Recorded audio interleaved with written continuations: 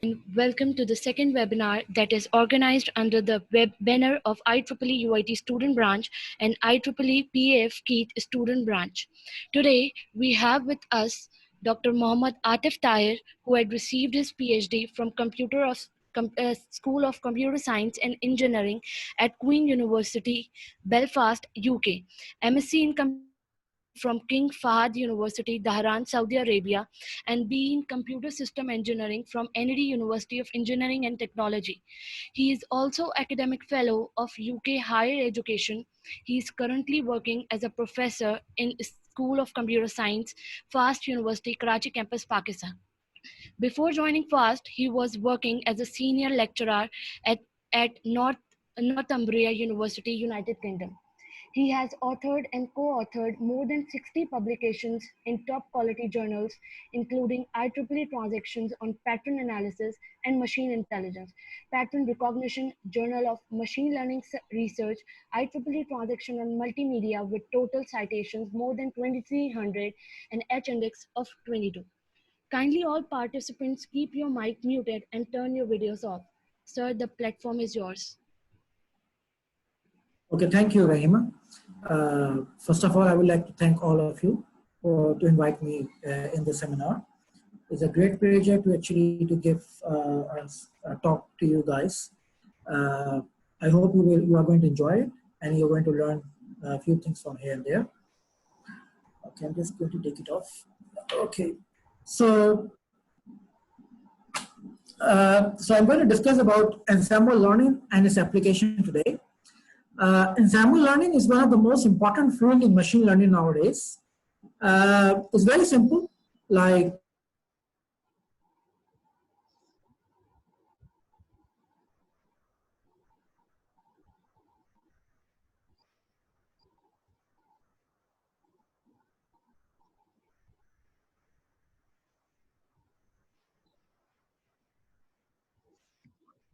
ensemble learning today and its application is one of the most exciting field nowadays in machine learning.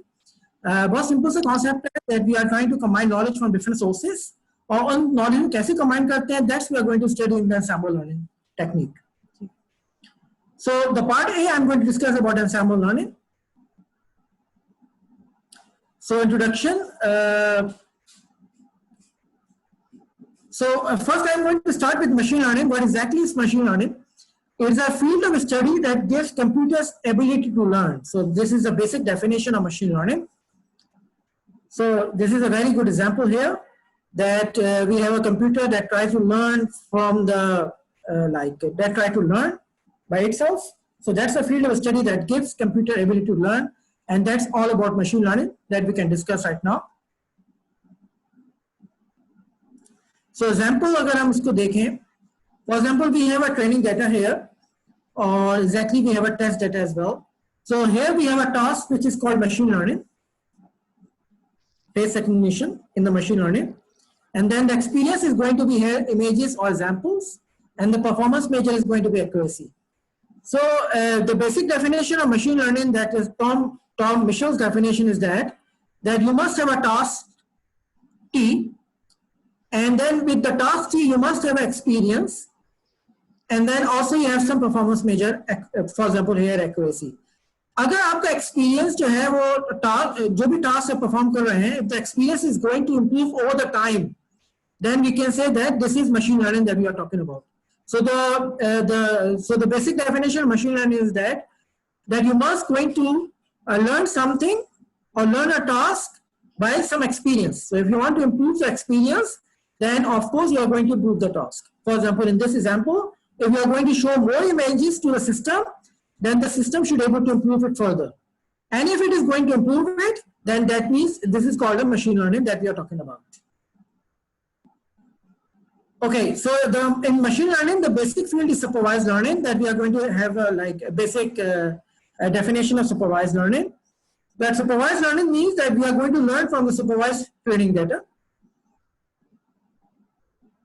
For example, अगर आपके पास बहुत सारी image आती हैं तो आप लोगों को ऑटोमेटिकली इमेज जो है वो स्पैम में चली जाती हैं. So that's a system, machine learning system, that is going on working in the back end. So for example, we have a spam filtering where a large number of email messages labeled as either spam or non-spam.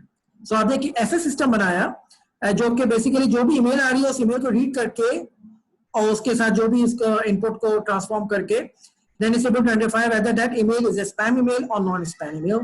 That's a supervised learning in machine learning task that we say. Okay, so we give them the label and then we can say that this is a supervised learning task that we are talking about. तो जो भी नई email आती है आप you can classify them as a spam or non-spam. Okay, so the new email message will then be classified as a spam or non-spam. अच्छा, मेरी अगर आवाज आपको हल्की लगे ना कभी तो मुझे प्लीज जो भी ऑर्गेनाइजर्स हैं प्लीज लेट मी नो. ठीक है, अभी आवाज सही आ रही है ना मेरी? Okay sir, clear. ठीक.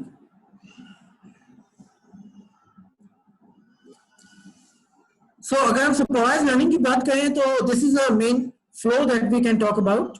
सो here we have a training data. So in the training data we can have a raw data, जैसे इमेजेस हो सकती हैं आपके पास, कोई ट्विटर का टेक्स्ट डेटा हो सकता है, यूट्यूब पे कमेंट्स हो सकते हैं आपके पास. आजकल जो कोविड-19 आ रहा है तो उसके बेसिकली आपके जो भी डीएनए सीक्वेंस वगैरह हो सकती है वो हो सकता है आपके पास. लेकिन साथ में जो इंपॉर्टेंट चीज है सुपरवाइज्ड लर्निंग में that you also provide a label to the system as well. ठीक है ना, लेबल का मतलब ये होता है कि जो भी आपके पास इमेज होती है आप उसको बताते हैं ये वाली इमेज फॉर एग्जांपल कैट है, ये माउस है, ये डॉग है, या जो भी लेबल होता है you actually tell the system what exactly is the label. अच्छा, उसके बाद हम रॉ डेटा को भी ट्रांसफॉर्म करते हैं द फीचर रिप्रेजेंटेशन. अच्छा, वो ट्रांसफॉर्मेशन हम बेसिकली टिपिकल कोई भी सेंसर के जरिए भी कर सकते हैं, किसी भी तरीके से we can transform it. Even nowadays we are using machine learning and deep learning to transform the data to extract the feature as well. ठीक है जी. So we have labels, so from the labels we create our feature matrix, we train the model,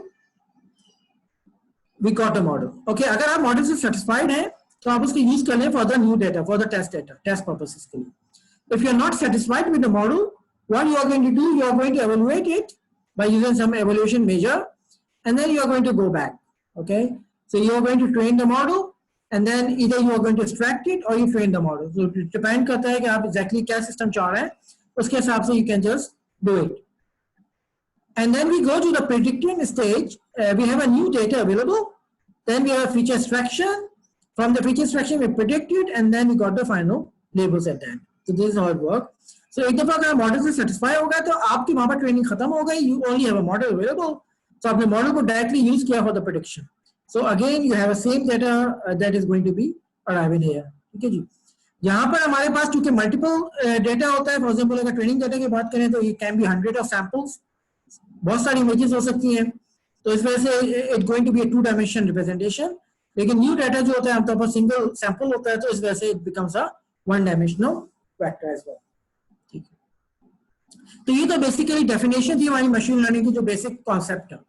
अच्छा, machine learning में problem ये होती है classical machine learning में कि जब आपके पास सिर्फ एक सिस्टम होता है तो you have a input and you have a output, तो ये depends on the only single system as well. और वहां पर आपकी जैसी बात है परफॉर्मेंस एनहांसमेंट में कुछ कमी आ जाती है कि okay you are not, you can actually improve a bit until something, then you have a threshold end. आप एक थ्रेशोल्ड में पहुंच जाते हैं, उससे आगे आप फर्दर इंप्रूव नहीं कर सकते.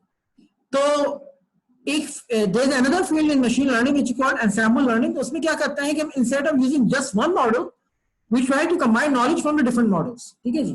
तो यहाँ पर जैसे आपको एक मॉडल नजर आ रहा है, model number 1, so we also try to generate different models, और फिर हम क्या करते हैं उन तमाम मॉडल्स की नॉलेज को कंबाइन कर देते हैं. तो that's basically a definition of ensemble learning that I am going to talk about now. So if I give you an example of the ensemble learning here, then in the ensemble learning we have input features. जो भी features हैं आपके पास हो सकते हैं. Then what you have here, you have classifier 1, classifier 2 until the classifier n. So we have n classifiers in here. Okay. Sorry. तो इन तमाम की तमाम नॉलेज को हमने कंबाइन किया. जैसी बात है, हर क्लासिफायर जो होगा एक प्रेडिक्ट करेगा. फॉर एग्जांपल अगर आपका क्लासिफायर जो है उसका काम ये है कि आपको प्लेन या बर्ड्स को डिस्टिंग्विश करना है इन द स्काई. ठीक है ना, आपके पास एक प्लेन है और बर्ड्स जा रही है, तो आपको डिस्टिंग्विश करना है वेदर इज अ प्लेन और अ बर्ड. तो क्लासिफायर 1 ने कह दिया this is a bird. Classifier 2 ने कहा ये is a for example is a plane. Classifier n ने कह दिया इज अ बर्ड, तो चूंकि मेजॉरिटी ऑफ द क्लासिफायर ने कह दिया कि this is a bird, then we can say okay this is a bird. So we are going to combine the knowledge, we combine the predictions, and at the end we got a combiner. अच्छा, combiner जो होता है वो काफी important field of research है, field of study है. combine कैसे करते हैं, combine करने के बहुत सारे तरीके होते हैं, वो हम फिर further इसको explore करते हैं. And then at the end we got called something called class prediction होता है. So this is a basic definition of classifier ensemble. That what we are going to do here, we are going to combine the knowledge from different sources. उसको combine कैसे करना है, this is a field of study that we are going to talk about in ensemble learning. ठीक है जी. उसको combine करने के बहुत सारे तरीके होते हैं, वो मैं इंशाल्लाह कोशिश करता हूँ कि आपको एटलीस्ट बेसिक नॉलेज हो जाए, उसके बाद आप लोग फर्दर इसको एक्सप्लोर करना चाहें. दैट्स अ ह्यूज फील्ड, पूरी किताबें लिखी हुई है इस टॉपिक के ऊपर. So in like 40-20-35 minutes I will try to actually give you overview, ताकि आपके अंदर जो है ना वो इसकी इंपॉर्टेंस डेवलप हो. And then you can start working on it. ठीक है जी.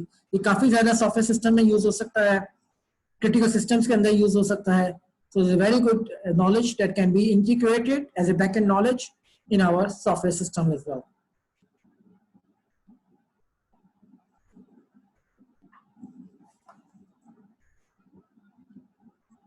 अच्छा, बहुत सारे क्वेश्चंस होते हैं जो हमें करने होते हैं की एंसेम्बल्स के. ठीक है जी. सबसे पहले तो ये क्वेश्चन होता है हमारे साथ कि हम किन कंपोनेंट्स को कंबाइन करें. अच्छा, मसला ये होता है कि अगर आप लोगों को मशीन लर्निंग की नॉलेज है, if some of you already have some knowledge, तो हमारे पास जो क्लासिफायर होते हैं वो डिफरेंट टाइप्स के होते हैं. फॉर एग्जांपल कोई क्लासिफायर होता है वो नियरेस्ट नेबर के तरीके का होता है. कोई क्लासिफायर जो होता है वो डिसीजन ट्री के बेस पर होता है. कोई क्लासिफायर जो होता है न्यूरल नेटवर्क के बेस पर होता है. तो उसको आप ये करके एग्जाम्पल है कि हर क्लासिफायर जो होता है वो डिफरेंट तरीके से ट्रेन होता है. अच्छा, जब कोई चीज तो डिफरेंट तरीके से ट्रेन होगी तो हम क्या फैसला करें कि हम किस चीज को कंबाइन करें. जैसे आपकी क्लास में अगर को फर्ज करें कि आपको एक असाइनमेंट मिला है ज्वाइंट कंबाइंड असाइनमेंट करने को, एक टीचर ने कहा प्रोजेक्ट करना है, आप लोगों के पास 5 मेंबर्स हैं. उन 5 मेंबर्स में से 3 कह रहे हैं, 2 कह रहे हैं कि हमें ये टास्क करना चाहिए, 2 मेंबर कह रहे हैं नहीं हमें ये टास्क करना चाहिए, और 1 मेंबर जो है वो न्यूट्रल है, is confused what exactly you want to do. अब आपको ये डिसाइड करना है कि हम इन 3 कंपोनेंट्स को कंबाइन करें. आया हम फर्स्ट ग्रुप को कंबाइन, फर्स्ट ग्रुप और थर्ड ग्रुप को कंबाइन करें, या फर्स्ट एंड सेकंड ग्रुप को कंबाइन करें, या सेकंड और थर्ड ग्रुप को कंबाइन करें. That you need to decide. तो चूंकि बहुत सारे कंपोनेंट्स होते हैं, so we have to decide that which components we are going to combine it together at the end. So this is the key ensemble questions that we need to answer. Similarly जब हम components को combine करते हैं तो मैंने कहा जैसे हमारे पास बहुत सारे लर्निंग एल्गोरिथम्स होते हैं, तो हमें ये डिसाइड करना होता है कौन से लर्निंग एल्गोरिथम्स को कंबाइन करें. कुछ लर्निंग एल्गोरिथम्स जो होते हैं वो जाहिर सी बात है बहुत पुअर परफॉर्म करते हैं, कुछ बहुत अच्छा परफॉर्म करते हैं. So we have to decide कि हम किसको लें और किसको ना लें. That's very important question that we need to answer. इसी तरीके से we can have a same learning method but is going to train in different ways. ठीक है जी. अगर कोई भी एल्गोरिथम होता है, कोई भी लर्निंग मेथड होता है, तो उसके अंदर कुछ पैरामीटर्स होते हैं जो आपको ट्यून करने पड़ते हैं. तो जैसी बात है हर पैरामीटर के अगेंस्ट में आपका एक डिफरेंट सिस्टम बन जाता है. तो आपको ये डिसाइड करना पड़ता है कि आप सेम लर्निंग मेथड यूज करें in a different way, or we are going to use different methods as well. इसी तरीके से we can have a same learning algorithm but is going to train the same way. किसको हम किस तरीके से same way में train कर सकते हैं. So that's questions that we need to answer. एक और जो theoretical consideration है वो ये है कि what makes a good ensemble. ठीक है जी. तो 1995 में क्रूक एंड वेडल्सबे ने एक डेफिनेशन दी थी कि इसको हम मैथमेटिकली डिफाइन कर सकते हैं कि जो एरर होता है ना एंसेम्बल का, डायरेक्टली एंसेम्बल का, वो होता है average error of the component classifier minus diversity of the components. Diversity बड़ी इंपॉर्टेंट चीज है इसमें एंसेम्बल लर्निंग में. डाइवर्सिटी का मतलब ये होता है कि अगर 3 लोग हैं, तीनों की तीनों एक ही चीज कहेंगे तो हमारा फायदा नहीं है एंसेम्बल का. अगर तीनों कहेंगे कि नहीं ये चीज अच्छी है, आई लाइक इट, दूसरा कहेगा आई लाइक इट, तीसरा कहेगा I like it, is useless. आपको कोई डाइवर्सिटी चाहिए होती है, एक तो वो एक्यूरेट भी हो और साथ में थोड़ा डाइवर्स भी हो. डाइवर्स का मतलब हुआ कि कहीं डिसएग्रीमेंट हो आपके पास में. जब आपके पास में डिसएग्रीमेंट होगा then of course you are going to have a very good ensemble classifier. ठीक है जी. So we can say that E is the error of the entire ensemble, E bar is the average error of the component classifiers, and D is the term measuring the diversity of the component. कितने diverse हैं. अगर वो कहता है 110, दूसरा कहता है 101, तीसरा कहता है 001, that's the diversity we are talking about. 0 means I am not happy, let's say 1 means happy. So again we can just think about something like this. So important definition ensembles की ये होती है, जब भी आप आगे रिसर्च करें, जो भी आप फर्दर काम करें, then effective ensembles must have a very accurate and diverse components. दो चीजें बड़ी इंपॉर्टेंट होती हैं कि एक तो एक्यूरेट भी होना चाहिए और साथ में डाइवर्स भी होना चाहिए, which is very important. अगर एक्यूरेट होगा डाइवर्स नहीं होगा तो अगेन इज यूजलेस, अगर डाइवर्स होगा लेकिन एक्यूरेट नहीं होगा फिर भी आपके लिए फायदा नहीं है. तो the effective samples should be very accurate and should be very diverse. अब आते हैं हम कि हम ये डिसाइड करते हैं कि एंसेम्बल काम क्यों करता है. तो डिटरेची ने 2002 में शो किया था कि एंसेम्बल बेसिकली 3 प्रॉब्लम को सेटिस्फाई करता है. एक तो स्टैटिस्टिकल प्रॉब्लम को सेटिस्फाई कर लेता है. अच्छा थोड़ा सा ये है कि हो सकता है आप लोगों को मुश्किल लगे, लेकिन अभी आगे इंशाल्लाह मैं इसको फर्दर इजी करूंगा, ठीक है. लेकिन जिनको अगर थोड़ी सी मशीन लर्निंग की नॉलेज है, they might be able to understand what I am trying to say it here. जब भी कोई मशीन लर्निंग हम प्रपोज करते हैं या स्टडी करते हैं तो हमारे पास कभी कभी ऐसा होता है कि हमारे पास जो स्पेस होती है वो अमाउंट ऑफ डेटा इत्तेफाकी बात है बहुत ज्यादा हो जाता है. जब बहुत ज्यादा हो जाता है तो हमारे पास जो है डिफरेंट हाइपोथेसिस स्पेस एस्टेब्लिश हो जाती है, और होता ये है कि हमारे पास डिफरेंट डिसीजन आ रहे होते हैं. एक ही क्लासिफायर को कहते हैं नहीं ये बाउंड्री अच्छी है, दूसरा कहता है नहीं ये बाउंड्री अच्छी है, तीसरा कहता है स्पेस में कहता है नहीं ये बाउंड्री अच्छी है. तो जब भी आप कहेंगे आपको बहुत अच्छी अच्छी बाउंड्रीज मिल रही होती है. तो अगेन आपने कोई भी बाउंड्री सिलेक्ट कर ली, लेकिन हो सकता है कि अनसीन डेटा में बाउंड्री इतनी अच्छी ना हो, तो ये वाली प्रॉब्लम सॉल्व कर लेता है स्टैटिस्टिकल प्रॉब्लम को. इसी तरीके से we can have a computational problem. जब ये प्रॉब्लम आती है कि जब कोई लर्निंग मैटर होता है वो कोई अच्छा एक स्पेस फाइंड नहीं निकल पा रहा होता है.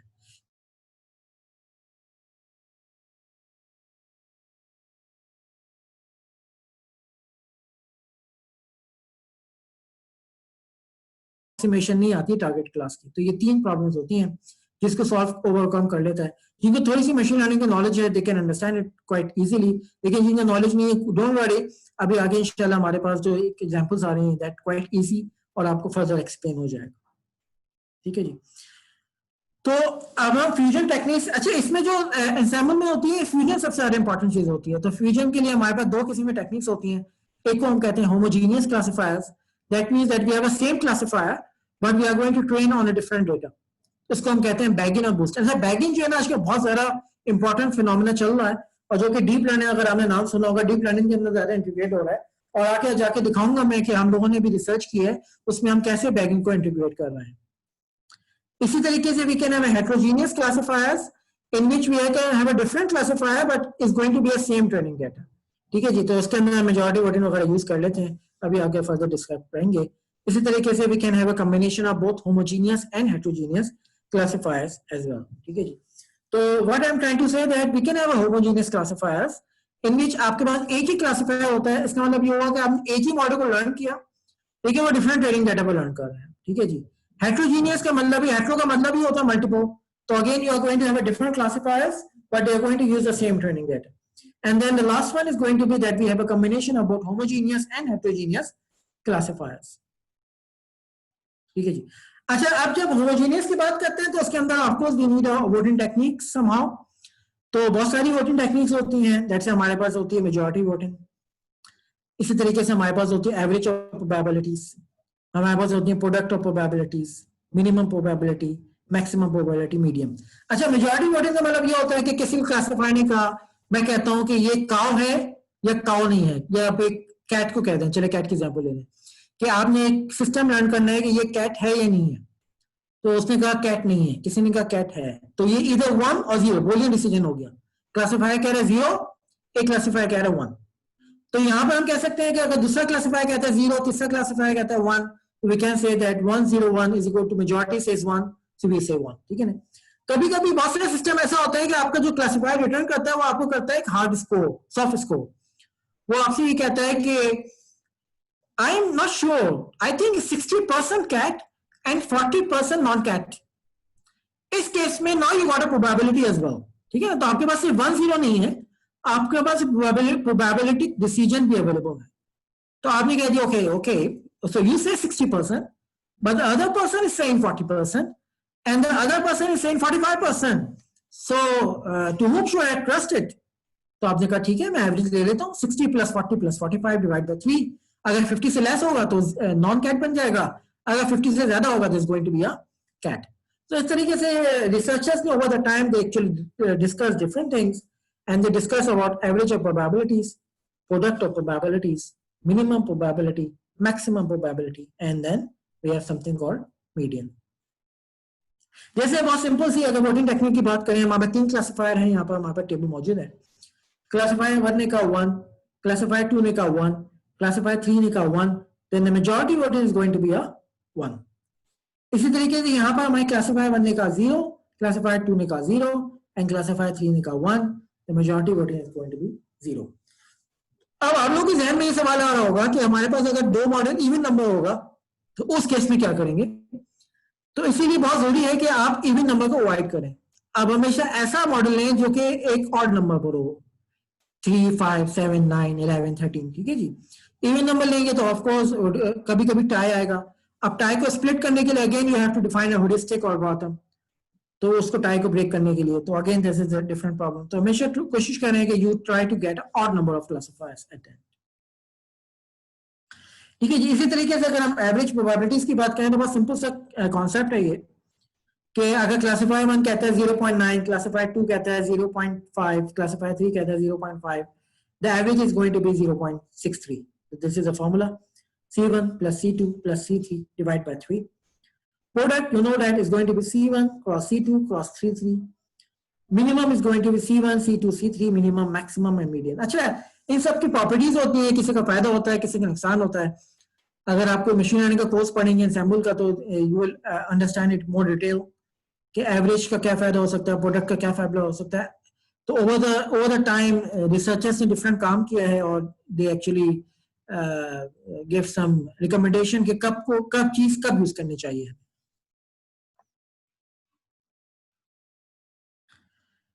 अच्छा जी, अब हमने जो है ना वहां पर हेट्रोजीनियस क्लासिफायर की बात की। हेट्रोजीनियस क्लासिफायर में तो basically we have different classifiers but the same training data, तो उसकी बेस में आपके पास डिफरेंट आउटपुट्स आते हैं, तो आपकी मर्जी होती है कि आप कौन सा आउटपुट कंबाइन करते हैं। Now we are going to talk about homogeneous. Homogeneous means that we have a same classifier but different training data. तो उसके अंदर जो मोस्ट वाइडली यूज्ड टेक्नोलॉजीज हैं जो आजकल यूज हो रही हैं in the machine learning area, as you are some of you electrical engineers, electronic, computer scientists, so this is a good knowledge that you can get it. So we have a backend as well, we have boosting, and then we have a random forest, which are the most important fields. ठीक है जी, मैं ऐसे करता हूँ, पहले backend discuss कर लेता हूँ आपसे, फिर मैं आपको boosting और random forest verbally आपको थोड़ा सा एक्सप्लेन कर दूंगा what exactly does it mean, ठीक है जी। So backend को आप ट्राई करते हैं अंडरस्टैंड करने की। बैकएंड में क्या होता है कि एज आई सेड कि we have a same training data, ठीक है। तो हम क्या करते हैं कि हम जो है ना वो एक ही डेटा, बहुत सारा ट्रेनिंग डेटा होता है, उसको हम डिफरेंट छोटे छोटे ट्रेनिंग साइज में डिवाइड कर देते हैं, ठीक है जी। तो instead of you having a very big training set, for example which consist of million of images और million of sample points, you divide your data into smaller sub problems. वही बात हो गई एल्गोरिथम्स में भी आपने स्टडी किया होगा कि if you try to break a problem into sub problems तो वो ज्यादा आसान होता है सॉल्व करना, rather than you try to solve a bigger problem। हमेशा ये कोशिश करनी चाहिए कि जब भी आपको कोई प्रॉब्लम मिले आप उस प्रॉब्लम को ब्रेक करें छोटे छोटे प्रॉब्लम्स में और बाद में कंबाइन कर लें। जब आप छोटे छोटे प्रॉब्लम डिवाइड करते हैं, डिवाइड कर देते हैं, तो छोटे प्रॉब्लम को सॉल्व करना ज्यादा आसान होता है as compare to bigger problem. ये बात हमेशा याद रखिएगा, ठीक है। तो बैगिंग कॉन्सेप्ट यही होता है कि एक बहुत बड़ी बिगर प्रॉब्लम को छोटे छोटे प्रॉब्लम से डिवाइड कर देते हैं। तो आपके पास बहुत बड़ा ट्रेनिंग सेट साइज था, आपने उसको छोटे छोटे ट्रेनिंग सेट्स में डिवाइड कर दिया।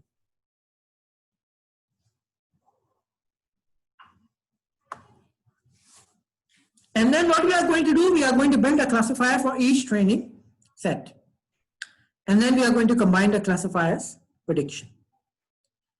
अच्छा, ये जो है ना प्रूफ कर देता है in almost all the cases that the learning scheme is unstable, that is decision tree। अच्छा, अगर मैं ये क्लास पढ़ा रहा होता तो दूसरा सवाल करता है अनस्टेबल क्या चीज है, व्हाई अनस्टेबल। तो मैं आपको आंसर दे देता हूँ यहाँ पर कि एक तो मैंने आपसे शुरू में एक बात की थी कि जब भी आपको एंसेंबल बनाने की कोशिश करें, so there are two things very important. The first thing is called accurate and the second thing is called diversity. Diversity लाने के लिए you should use unstable classifier. Unstable का मतलब ये होता है कि जब भी आप उस क्लासिफायर को रन करें वो आपको डिफरेंट आउटपुट दे। जैसे डिसीजन ट्री होता है कि आमतौर पर ये होता है कि जब आप कोई स्प्लिट चेंज कर देते हैं डिसीजन ट्री में तो एक डिफरेंट आउटपुट दे सकता है वो आपको, तो दैट्स अनस्टेबल कि जब भी आपने जरा सा चेंज कर दिया, एक आपने ट्रेनिंग सेट चेंज कर दिया, ट्रेनिंग पॉइंट चेंज कर दिया, वो पूरा का पूरा क्लासिफायर का मॉडल ही चेंज हो जाता है, so that means unstable. Unstable की वजह से डाइवर्सिटी इंप्रूव होती है, डाइवर्सिटी की वजह से as I said mention you can get a very good example. तो एक छोटी सी एग्जांपल है मेरे पास जो मैं आपको डिसाइड करूंगा। देखिए यहाँ पर हमारे पास 10 एग्जांपल्स हैं, ठीक है जी। लेट्स से हमारे पास फुल ट्रेनिंग डाटा है जिसके अंदर हमारे पास 5 डॉग्स हैं एंड 5 कैट्स हैं। अगर आप यहाँ पर देखें तो आप ये या तो ये कर लें कि आप ये पूरा डाटा लेकर लर्न करना शुरू कर दें, ये तो बहुत छोटी एग्जांपल दी है। आप पूरा का पूरा डाटा ले लर्न कर लें, आपको एक क्लासिफायर बन जाएगा, कोई मसला नहीं, इसका आउटपुट आ जाएगा, ठीक है, मोर देन हैप्पी। एक तरीका ये हो सकता है कि आप बैगिंग को यूज करें। बैगिंग के लिए क्या सिंपल कॉन्सेप्ट होगा कि हम इसी ट्रेनिंग डाटा को जो आपका बिग डाटा था उसके अंदर से एक छोटा सबसेट निकाल दिया। That means we have divided a bigger problem into a shorter problem. तो उसमें हमारे पास कैट भी आ गया, साथ में डॉग भी आ गया, ठीक है ना, 2 कैट 2 डॉग ले लीजिए, चलिए वो आपकी मर्जी होती है कितने सैंपल लें, वो पैरामीटर होता है जो आपको ट्यून करना पड़ता है। तो यहाँ पर हमारे ट्रेनिंग सेट 1 में हमने 2 डॉग्स और 2 कैट को ले लिया।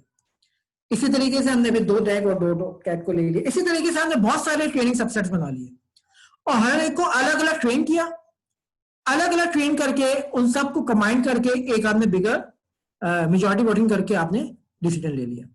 तो आपने 2 तरीके, या तो बिगर ये वाला आप 10 के 10 इमेजेस लेकर एक पूरा बड़ा सिस्टम सी लर्न करते हैं, या आप उसको छोटे छोटे प्रॉब्लम से डिवाइड करें और छोटे छोटे प्रॉब्लम डिवाइड करने के बाद आप इसको सॉल्व करें। अच्छा, जब छोटे प्रॉब्लम में डिवाइड करेंगे तो ऐसी बातें प्रॉब्लम्स आती हैं। फॉर एग्जांपल यहाँ पर हो सकता है कि 2 डॉग्स का कोरिलेशन मिसिंग हो जाए हमारे पास। अगर ऊपर देखें तो ये 5 डॉग्स हैं तो उनके आपस में कोरिलेशन भी होगी कुछ ना कुछ, यहाँ पर हमने वो कोरिलेशन मिस कर दी। थोड़े से नुकसान होते हैं but it's going to be advantages are much bigger that we can go ignore small disadvantages at that, ठीक है जी। इसी तरीके से अब मैं पार्ट बी पर आऊंगा, इससे पहले मैं कंट्रीब्यूशन टुवर्ड्स एंसेंबल टेक्निक्स, जो मेरी अपनी कंट्रीब्यूशन है, मैं आप लोगों को एक ब्रीफ कर लेता हूं अभी हमने क्या पढ़ा। हमने basically start with the basic definition of machine learning. Basic definition of machine learning हमने यही कहा था कि हमारे 3 चीजें होनी चाहिए, हमारे पास टास्क होनी चाहिए, हमारे परफॉर्मेंस मेजर होना चाहिए और साथ में हमारे पास एक एक्सपीरियंस होना चाहिए। अगर आपका टास्क जो है वो एक्सपीरियंस के साथ साथ इंप्रूव होता जा रहा है तो that means that is called machine learning. तो हमने फिर सुपरवाइज लर्निंग की बात की थी जिसके अंदर लेबल होता है। उसके बाद he moves towards ensemble. Ensemble के लिए मैंने ये आपको सिंपल टू डेफिनेशन दी है कि आपको क्या करना है, आपने डिफरेंट मॉडल्स लेकर उसको कंबाइन करना है। अब कंबाइन कैसे करना है वो बेसिकली डिफरेंट टेक्निक्स होती हैं। उसके लिए हमने अभी थोड़ा सा जो ब्रीफली स्टडी किया, एक चीज होती है homogeneous and the other thing is called heterogeneous. Homo means same, so आपने होमोजीनियस में आपके पास सेम ट्रेनिंग डाटा होता है, हेटेरोजीनियस में आपका डिफरेंट ट्रेनिंग डाटा होता है, ठीक है जी। तो होमोजीनियस एंड देन हेटेरोजीनियस। तो ये जो है ना बेसिकली ये बेसिक नॉलेज होती है जो कि 10 साल या 15 साल पुरानी है, but still that knowledge can be integrated in a new research as well. अगर आप एफआईपी प्रोजेक्ट करना चाह रहे हैं, एमएस प्रोजेक्ट या पीएचडी प्रोजेक्ट, या even if you industry, you can combine this knowledge into a bigger picture. For example ये अभी हमारे इंशाल्लाह पेपर, अभी हमारे IEEE international conference on image processing में सितंबर 2020 में we are going to present it. ये हमारी वीडियो सर्वेलेंस लैब जो हमारी फास्ट यूनिवर्सिटी में एस्टेब्लिश हुई है, जो कि हमारी basically is funded by HEC and planning commission. तो उसके अंडर में हमने काम किया था। Basically we are working on surveillance videos. तो उसके लिए हमने बेसिकली बैगिंग का एक बहुत टिपिकल बैगिंग कॉन्सेप्ट यूज किया था, इंसेप्शन V3। अगर आप में से कोई डीप लर्निंग में काम कर रहा है तो Inception V3 is a deep learning model which is very popular for videos. अगर आपको वीडियो को एनालाइज करना है तो उसके लिए इंसेप्शन का जो मॉडल है that can be used for the video analysis. ये डीप लर्निंग का मॉडल है, ठीक है जी। Don't worry about it, deep learning नहीं आती कोई मसला नहीं है। डीप लर्निंग को आप ऐसे मॉडल ट्रीट करें कि एक मॉडल है इंसेप्शन V3। लेकिन what I am trying to say that कि ठीक है, किसी ने इंसेप्शन V3 प्रपोज किया, हमने क्या किया, हमने उसके अंदर बैगिंग को इंटीग्रेट करके we improve its performance overall, ठीक है जी। सो जो हमारा टास्क था वो ये था कि हमारे पास बेसिकली हमारे सिटी में बहुत ठीक ठाक क्रिमिनल एक्टिविटीज होती हैं। तो मोटिवेशन ये है कि आपके पास बहुत सारी सर्वेलेंस वीडियोस हैं क्रिमिनल्स की। एक तो नॉर्मल एक्टिविटी होती है, एक एबनॉर्मल एक्टिविटी होती है। So you have like a lot of surveillance videos in our like जो सिंध पुलिस के पास होता है, हमारे आर्मी के पास है, सिविलियन ऑर्गेनाइजेशंस के पास भी है। So we have a surveillance like basically monitoring rooms available. अच्छा, उसमें हमारे चूंकि बहुत सारी वीडियोस होती हैं तो उन वीडियोस को हमें एनालाइज करना होता है, ठीक है जी। और आखिर में आपको फाइंड करना होता है एबनॉर्मली डिटेक्शन, ठीक है जी। उसमें ये फाइंड करना होता है कौन सी वीडियो सही है, कौन सी वीडियो एबनॉर्मल है। जो भी एबनॉर्मल है फौरन रिपोर्ट करें, ताकि जो भी लॉ इन्फोर्समेंट एजेंसीज हैं या जो यूजर बैठा हुआ है जो ऑब्जर्व कर रहा है, जाहिर सी बात है इतने ज्यादा वीडियोस होती हैं, thousand of videos in whole city. ये पर्सनली ठीक है, आपने 1000 बंदे एम्प्लॉय कर दिए, 2000 एम्प्लॉय कर दिए, ये फिर भी एक लिमिटेशन है ह्यूमंस की। तो हम लोग क्या करना चाह रहे हैं, हम लोग एक ऑटोमेटिक सिस्टम करना चाह रहे हैं कि वो बेसिकली जो नॉर्मल एक्टिविटी है वो तो चलती है, जो भी आप नॉर्मल एक्टिविटी आए वो फौरन पॉपअप हो जाए कि okay there something wrong going on somewhere.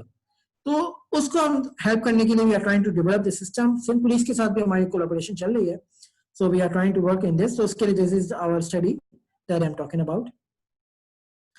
तो हमने क्या किया कि वीडियो लेवल फीचर्स को एक्सट्रैक्ट किया इंसेप्शन V3 नेटवर्क से, जो कि बहुत ज्यादा पॉपुलर नेटवर्क है राइट नाउ। उसके बाद हमने जो है बेसिकली एक ensemble टेक्निक को प्रपोज कर दिया। Very simple concept. Inception V3 जो था वो पूरा का पूरा ट्रेनिंग डाटा लेता था, हमने क्या किया, हमने उसको छोटे छोटे ट्रेनिंग डेटा को देना शुरू कर दिया इंसेप्शन V3 में, ठीक है। तो again that becomes a bagged model. So experiments conduct किए, we got a very good results, और इंशाल्लाह हमारे सितंबर 2020 में कॉन्फ्रेंस आईसिप की। अच्छा, आईसिप 2020 जो आ रही है इस दफा वो फ्री है, तो अगर आप लोग चाहें तो रजिस्टर करवा सकते हैं। Is a very good conference in image processing. आपको सिर्फ बहुत सारे डिफरेंट पेपर्स पढ़ने को मिलेंगे। तो आप लोग जाइए ICIP 2020, ICIP 2020 is a free registration. सितंबर में कॉन्फ्रेंस है, रजिस्टर कराएं, एंजॉय करें और घर में बैठे बैठे लर्न करें चीजों को, ठीक है जी। You can learn it as well. तो this is a model architecture that we have right now. ये चीज इंपॉर्टेंट नहीं है, ठीक है जी। ये तो इंसेप्शन V3 का मॉडल है जो पहले से किसी ने प्रपोज किया हुआ है। ये चीज जो थी ना, हमने बेसिकली भी इंटीग्रेटेड। तो हमने क्या किया, बैगिंग मॉडल को यूज किया। हमने instead of using simple model we use 3 layer new network bagging ensemble. हमने एंसेंबल कंबाइन किया और उसके बाद हमने एवरेज इसको कंबाइन करने के बाद हमने फाइनल स्कोर को ऑब्टेन किया। So even if you don't get it, like hopefully you can read my paper and you will get more understanding of it. तो बहुत सिंपल कॉन्सेप्ट है। एक डीप लर्निंग मॉडल लिया, उस डीप लर्निंग मॉडल में basically उन्होंने पूरा का पूरा ट्रेनिंग डेटा को यूज किया हुआ था। हमने क्या किया, उसी डीप लर्निंग मॉडल को सब प्रॉब्लम से डिवाइड किया, और सब प्रॉब्लम से डिवाइड किया, जाहिर सी बात है कि जब डिवाइड करने से हमारी डाइवर्सिटी इंप्रूव हुई, डाइवर्सिटी की वजह से भी improve the performance at the end. So ये हमारे पास कुछ एग्जांपल्स हैं। फॉर एग्जांपल अगर आप लेफ्ट हैंड साइड पर देखें तो यहाँ पर हमारे पास एक एक्टिविटी हो रही है कि कोई बेसिकली एक डॉग है जो वॉक कर रहा है, और एक बंदा शायद कुछ पोस्टमैन टाइप का लग रहा है, उसको तंग कर रहा है डॉग। तो उसने बहरहाल जैसे एबनॉर्मल एक्टिविटी। तो दैट्स एक्चुअली, तो इसकी अगर आप प्रेडिक्शन देखें आवर सिस्टम के 0.98, इसका मतलब ये हुआ कि ये एक एबनॉर्मल एक्टिविटी हुई है, तो ट्रिगर हो गई आपके सामने, कोई चीज ट्रिगर हो गई। इसी तरीके से अगर आप नॉर्मल देखें, यहाँ पर 0.01 ये कुछ भी नहीं है, एक सिंपल सी गाड़ियां चल रही है, नथिंग एल्स, ये नॉर्मल एक्टिविटी है। So इस तरीके से हमने we work on a lot of videos and we are getting very good results, around 92% we have got accuracy। और अभी ongoing research है, we are trying to develop a system for the hopefully integrate होगा, but that's a very good research area that you can work in this area, ठीक है जी। तो basically हमने इसी नॉलेज को, इसी पेपर को as a back end knowledge हम एक सिस्टम में इंटीग्रेट कर रहे हैं। इसी तरीके से एक और काम जो मेरा IEEE transaction on pattern analysis machine intelligence publish हुआ था, वो फेस रिकॉग्निशन पर था। फेस रिकॉग्निशन में ये होता है कि अगेन हमारे पास एक होता है लोकल फेस क्वांटाइजेशन, वो भी किसी ने प्रपोज किया था बेसिकली। लेकिन क्या होता है कि उसके अंदर हमें डिफरेंट रेडियस और चैनल्स होते हैं।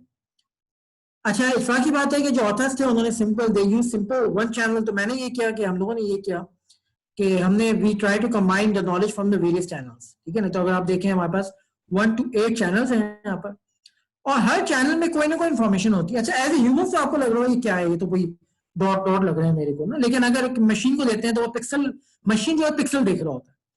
तो जब वो पिक्सल देख रहा होता है तो ही कैन अंडरस्टैंड इट कि ओके एक के अलावा से जो कंबाइन किया तो उसको मोर नॉलेज नजर आई, ठीक है जी।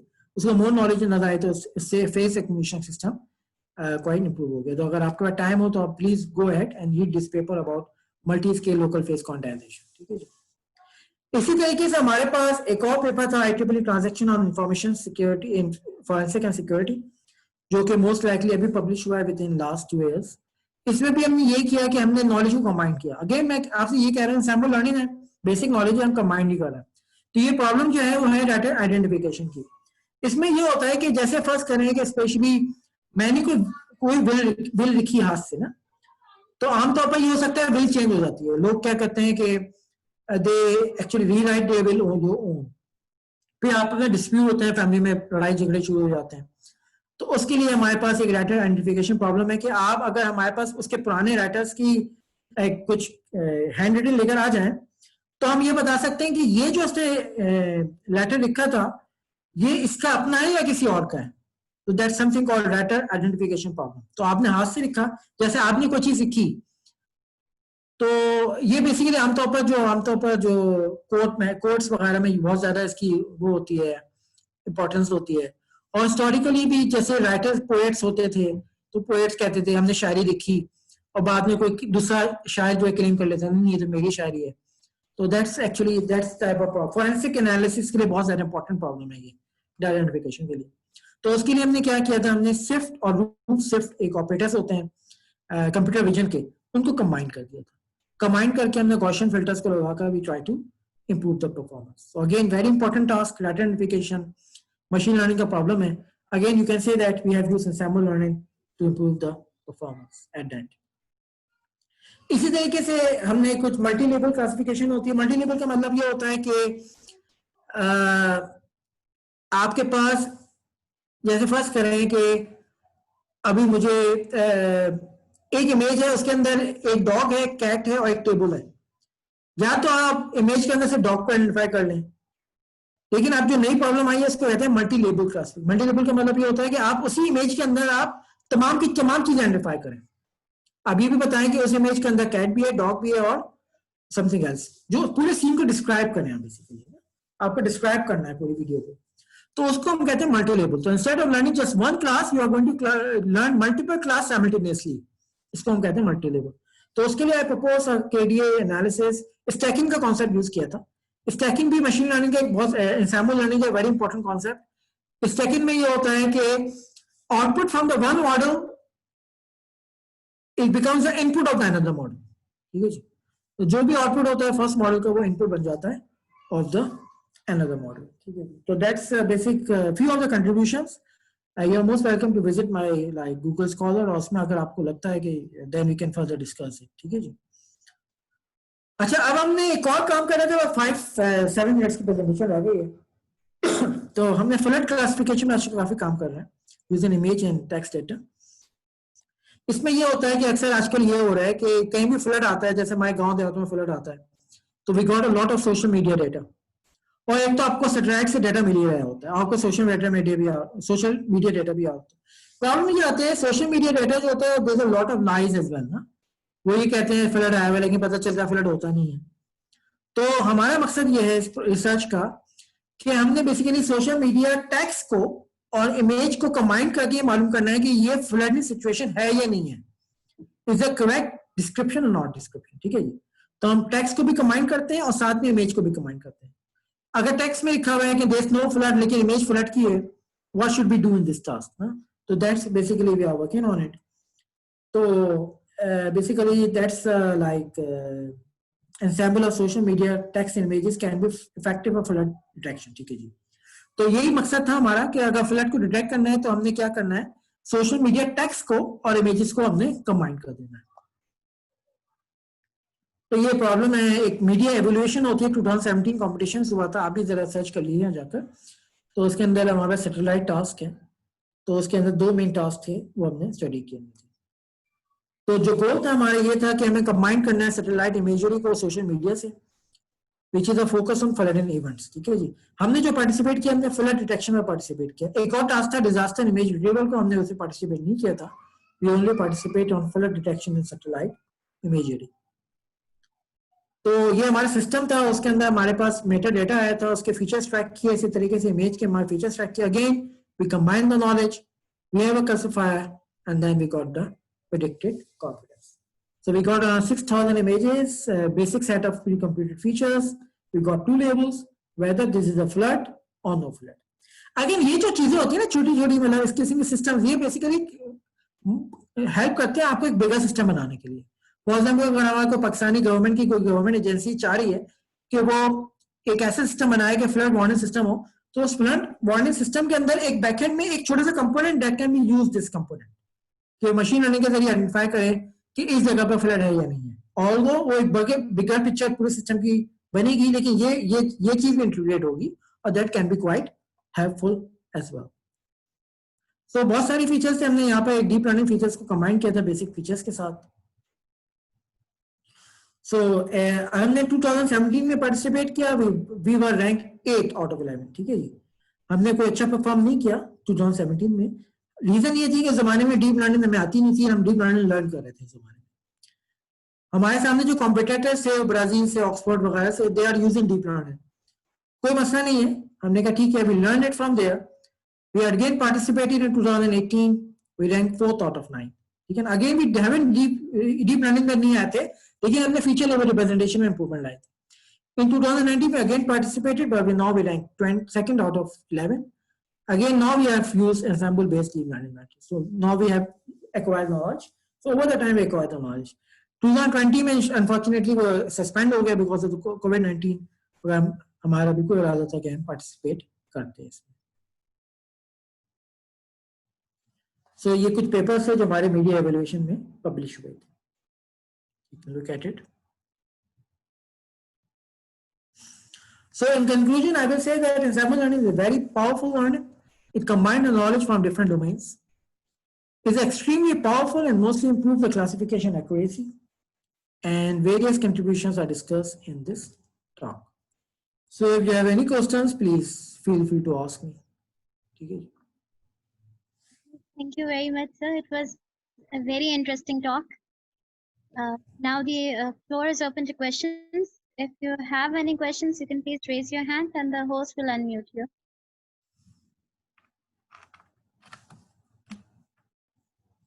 You can also use the chat to present your question.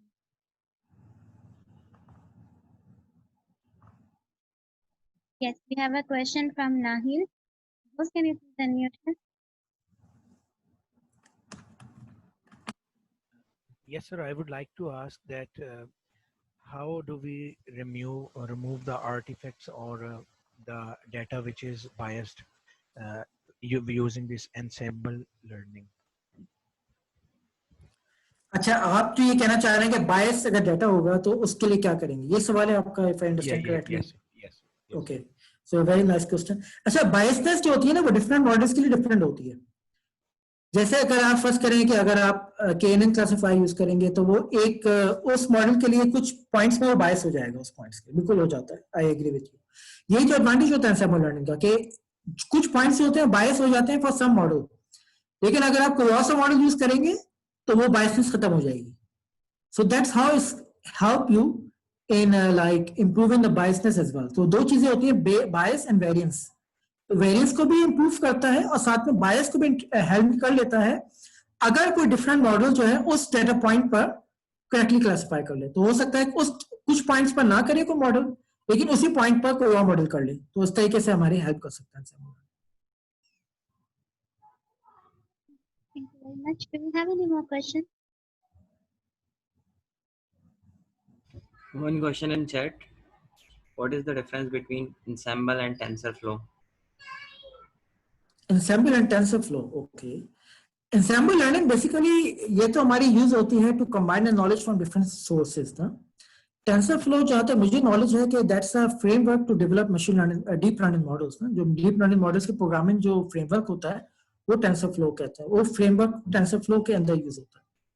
तो वो बिल्कुल टोटली डिफरेंट वर्ड्स हैं। Ensemble learning तो बेसिकली नॉलेज है जो आप TensorFlow के अंदर डेवलप कर सकते हैं। TensorFlow को यूज कर सकते हैं to basically to create different ensemble models.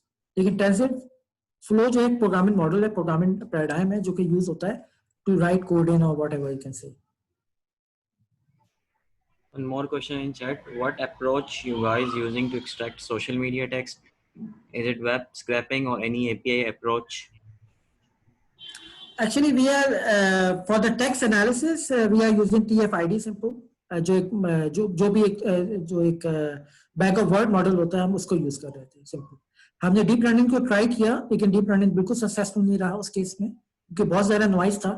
तो उसमें पे basically we go for the traditional bag of word model for the text analysis. यही क्वेश्चन था आपको शायद।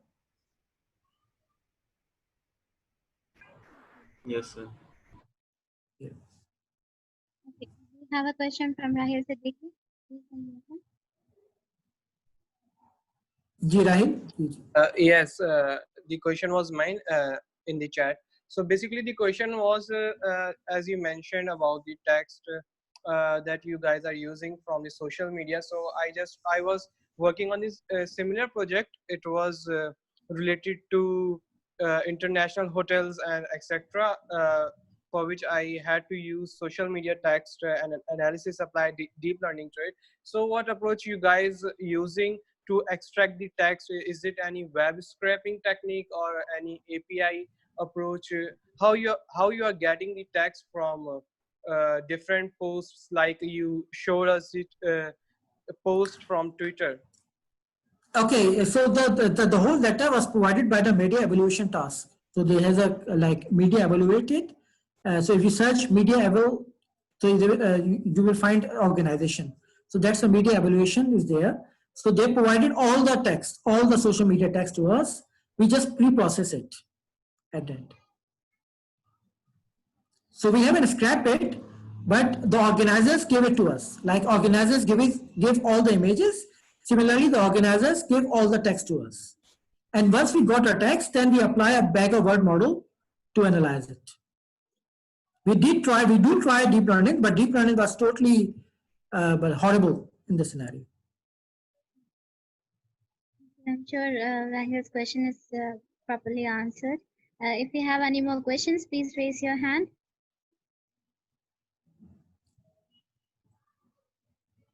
Okay, host, do we have any more questions in the chat? No. Okay. Now I'll hand over the control to Rahima to close the session formally. Before that, we would like to present something as a small token of appreciation to Dr. Mohammad Tahir. Sir, can you please stop sharing the screen? We would like to share something from our end. Okay, I stop it. Okay, just a second.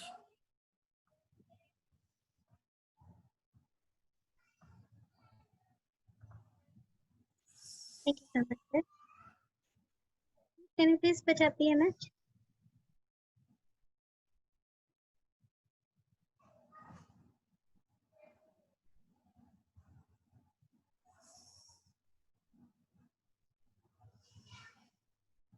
So this is a very small token of appreciation from our end. Had it not been for the COVID-19 situation, we would have loved to present something to you physically by inviting you to our institute.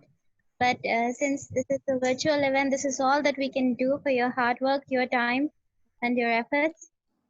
All right, Thank you so much very for joining us today. It was truly an honor to have you on board with us. No problem. Thank you for inviting me, and that's very nice poster. Great. At the end, thank you very much. Jazakallah khair, Okay, and thank you all. we have one question from Wajid Okay. Ali. So we'll entertain it because we have a few more minutes left. Host, can you Okay, please no unmute problem. Wajid Ali?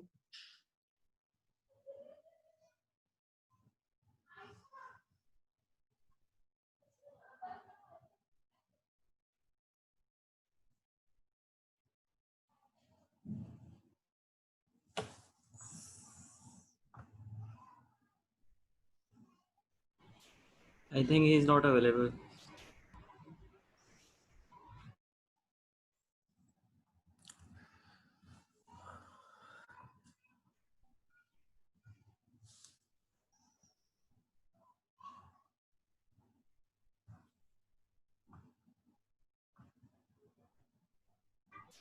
Aswan Sattar, you can ask your question.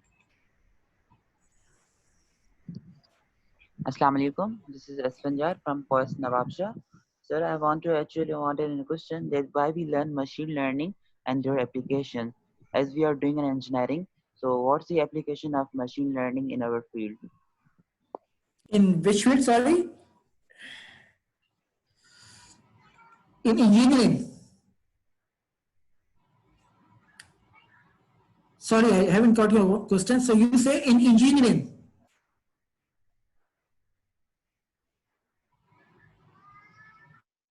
ये question बताएंगे जरा, मेरी आवाज सही नहीं आई. Aswan Sattar, you can ask again. Aswan Sattar. उन्होंने ये कहा है कि इंजीनियरिंग में कैसे क्या यूज है मशीन लर्निंग का, यही सवाल था.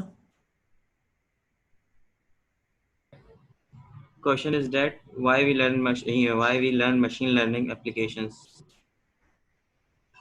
Why we learn machine learning applications? In chat. नहीं, देखिए आप एप्लीकेशन कभी भी लर्न नहीं करते, एप्लीकेशन डेवलप करते हैं आप. मशीन लर्निंग तो एक पूरी थ्योरी है, थ्योरी वर्ल्ड है, थ्योरी है. उसके अंदर आप सुपरवाइज लर्निंग लर्न करते हैं, अनसुपरवाइज लर्निंग होती है, रिइंफोर्समेंट लर्निंग होती है, ensemble learning itself is there, deep learning is there. तो आपके पास डिफरेंट एवल्यूएशन मेजर्स हैं, लॉस फंक्शंस हैं, आप सारी चीजें स्टडी करते हैं. वो स्टडी को कंबाइन करके then you use it for development at the end. और इंजीनियरिंग की जहां तक बात है तो उसमें एक बहुत जबरदस्त चीज है सरफेस इंस्पेक्शन.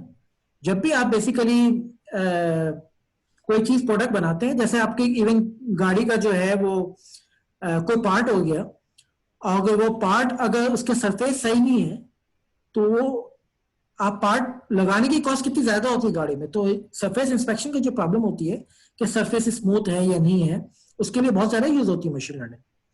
इसी तरीके से इंजीनियरिंग के अंदर आपके पास सरफेस इंस्पेक्शन तो अलग है, लेकिन आपको मशीन्स की टाइप वगैरह आइडेंटिफाई करने के लिए that can be very useful as well machine learning. तो machine learning basically you study it as from the theoretical point of view, उसके बाद डेवलपमेंट के लिए use it as a back end technology, back end knowledge. Hamza bin Khalid, you can ask.